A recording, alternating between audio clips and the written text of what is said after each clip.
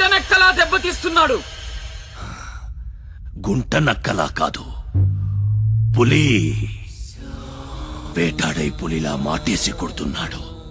అడవిలో పులిని పట్టుకోవాలంటే మేక గొంతు కోసి ఎరేయాలి. ఆ నెత్తురు వాసనకి పులి మాటొదిలి బయటకు వస్తుంది.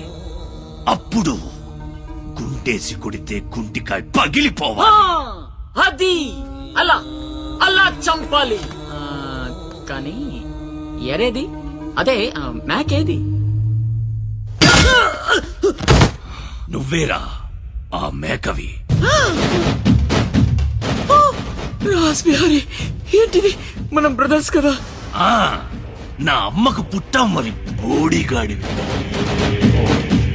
నువ్వెంతరా అర్ధనాగాడివి. ఆ ఛత్రపతి గాడు నీకు కాంట్రాక్ట్లు ఇప్పించి కోటీశ్వరుణ్ణి చేశాడు.